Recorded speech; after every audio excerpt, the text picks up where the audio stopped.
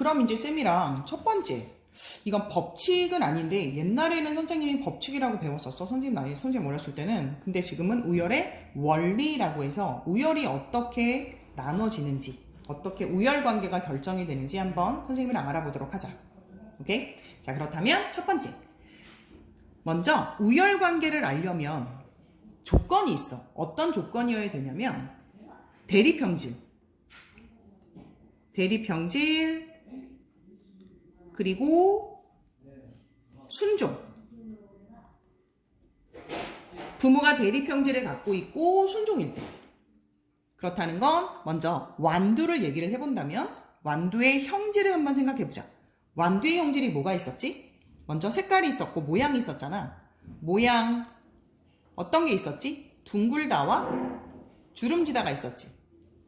그치? 그 다음 색깔은 노란색이 있었고 초록색이 있었지.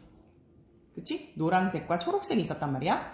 그럼 우열에서 둥글다라고 하는 게 우성이라고 그랬었지. 그 다음 주름지다라고 하는 게 열성, 노란색이 우성, 주름지다라고 하는 게 열성이라고 그랬단 말이야. 그러면 둥글다와 주름지다는 대립이잖아. 노란색과 초록색도 대립이잖아. 그럼 하나만 볼 거야. 모양만 살펴본다고 했을 때 둥글다는 알파벳을 어떻게 나타낸다? 큰 알이라고 나타낸다 그랬었고 주름지다는 작은 알로 나타낸다 그랬었지. 생각나지? 자, 그럼 얘를 순종을 대립을 시켜봐서 순종을 수분하는 거야. 대립형질의 순종인 어버이라고 하면 모양에 관련된 형질 중에 순종. 그러면 어떻게 유전자를 가져야 되냐면 먼저 큰알. 그래야 순종이 되겠지. 이거의 대립은 작은 알. 그래야지만 순종이 되겠지. 순종의 대립형질의 어버이가 되는 거고 얘네들이 어떤 생식세포를 만들어서 어떤 자손을 만들어낼지 생각을 해보면 지금 큰알이 있잖아. 이거 두 개의 대립 유전자.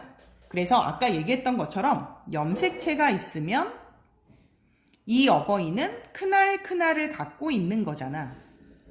그치? 그 다음 작은 알의 경우는 이 어버이의 경우는 똑같은 위치여야 돼. 작은 알을 갖고 있잖아. 순종이라고 했으니까. 그때 생식세포를 만들 때 어떻게 된다 그랬지?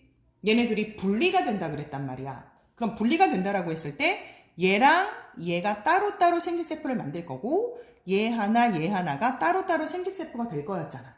생각나니? 그렇다면 다시 여기는 큰알은 어떤 생식세포밖에 못 만든다? 큰알이라고 하는 생식세포의 종류밖에 못 만들고 작은 알은 작은 알이라고 하는 생식세포밖에 못 만들거든. 그럼 얘네들이 교배를 해서 얘네들이 수분을 해서 자손을 만들었다고 했을 때 그 자손은 생식세포 두 개가 결합을 해서 새로운 자손이 되는 거잖아?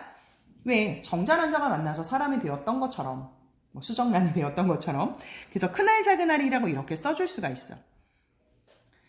순종의 대립형질의 어버이를 수분했을 때 첫 번째 나온 자손은 무조건 큰알과 작은 알밖에 없을 거야. 그치? 순종이니까. 그렇다면 얘는 유전자는 큰알과 작은 알로 이렇게 나타냈지만 이 아이의 모습은 즉 형질은 어떻게 표현된다? 둥글다 라고 표현이 되는 거지. 그치? 그랬을 때 자손 얘를 우리가 얘 잡종이잖아. 잡종 일대라고 하거든? 그럼 잡종 일대에서 표현이 된 거 이게 바로 둥글다잖아. 그럼 이 둥글다를 우리가 지금부터 뭐라고 얘기할 거다? 우성인자라고 얘기를 할 거다. 그래서 둥글다라는 자체는 우성이다. 이게 우열의 원리야. 그럼 열성이라고 하는 건 잡종일 때 표현이 안 되지. 그치? 그러면 잡종일 때 표현이 안 되면 열성은 언제 표현이 되는 걸까? 그러면 아래쪽에 한 번만 해보자. 잡종일 때를 일단 자가수분을 시켜보는 거야. 큰알, 작은 알, 그리고 큰알, 작은 알 이렇게 잡종일 때를 자가수분 시켜보자. 자가수분을 시키면 먼저 큰알, 작은 알이 만들 수 있는 생식세포는 아까 했었던 것처럼 큰알과 작은 알밖에 못 만들 거고 옆에 있는 애도 큰알과 작은 알밖에 못 만들겠지. 그렇다면 얘네들은 어떤 자손을 만들 수가 있냐면 자손의 유전자형을 생각을 해보면 이 큰알은 이 큰알과 만날 수 있어. 확률적으로. 그러면 큰알이 만들어질 수가 있고 이 큰알은 여기는 작은 알과도 만날 수 있지. 그래서 큰알, 작은 알. 그리고 얘도 작은 알, 큰 알. 그때 우리 순서는 항상 대문자, 소문자로 써줄 거니까 그럼 작은 알, 큰 알이 2개 나왔다. 맞지? 그 다음 작은 알이 하나. 그래서 유전자형은 큰알, 큰알, 작은 알이 나왔고 얘는 큰알이 1개, 큰알, 작은 알이 2개, 그리고 작은 알이 1개 비율로 나오게 돼. 그래서 유전자형이 1대2 대 1이 되지. 오케이? 그럼 이렇게 1대2 대 1이 되는 이유는 금방 얘기했던 것처럼 여기 있는 잡종제 일대를 자가수분했을 때 여기 생식세포가 서로 따로따로 분리돼서 나누어져서 분리돼서 생식세포들이 다르게 만났기 때문에 이렇게 1대2 대 1이 된 거거든. 자 그렇다면 얘를 형질을 한번 보자. 표현형을 보자. 지금 얘기했던 건 뭐야? 유전자, 알파벳으로 나타났던 거니까 얘를 우리가 유전자형이라고 할 거고 무슨 형? 유전자형. 그럼 유전자형 말고 표현형을 한번 보자. 어떻게 표현이 됐는지를 찾아보는 거지. 먼저 둥글다. 이 큰알이 들어있으면 무조건 어떻게 표현이 된다? 둥글다와 주름지다 중에 둥글다가 우성이니까 둥글다를 갖고 있는 건 무조건 큰알을 갖고 있는 건 무조건 둥글다로 표현이 될 거고 얘도 큰알을 갖고 있기 때문에 둥글다로 표현이 될 거야. 그래서 둥글다 해서 총 몇 개지? 얘가? 3개지. 3개. 그래서 둥글다가 3개. 그 다음 얘는 주름지다. 그치? 그래서 둥글다와 주름지다가 몇 대 몇이 되는 거지? 둥글다와 주름지다가 3개. 그치? 하나, 둘, 셋. 맞지? 그래서 얘가 3개. 둥글다. 그리고 나머지 하나. 그래서 둥글다와 주름지다가 3대 1로 표현이 됐다는 걸 알 수가 있어.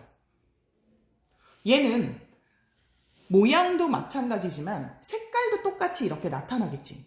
그래서 모든 게 다 똑같이 이렇게 나타나. 그래서 이걸 우리가 항상 똑같이 나타나니까 법칙이라고 할 거야. 법칙.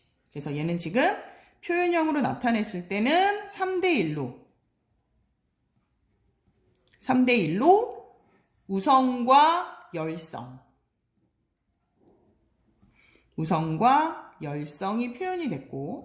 우성과 열성이 표현이 됐고 유전자형은 1대2 대 1로 표현이 됐어. 즉 분리가 된 거지. 이걸 우리가 무슨 법칙이라고 한다?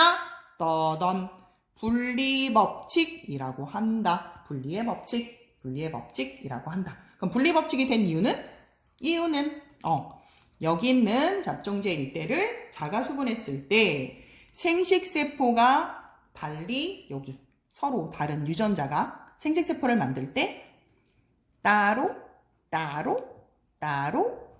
분리되어 생식세포가 만들어졌기 때문에 이걸 우리가 분리법칙이라고 할 거다. 이해했어? 다시 분리법칙이란 쌍을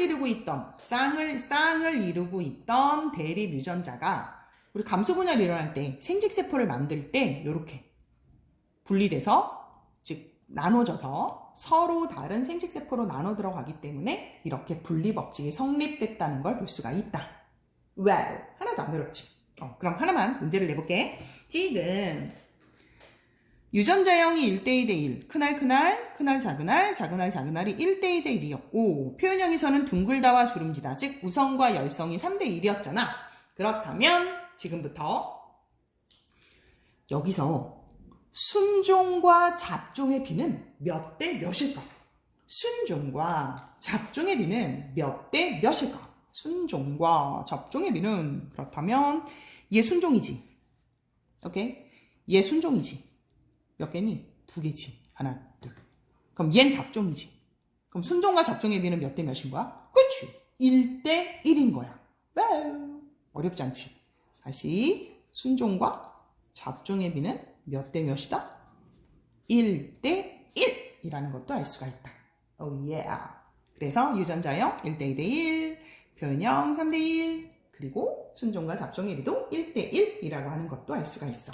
이거 외우는 거 아니다. 외우지 말고 너희들이 하나하나 써볼 수 있도록 해야 된다. 모르겠으면 다시 돌려보고. 알았지? 조금 있다가 또 만나죠. 파이팅!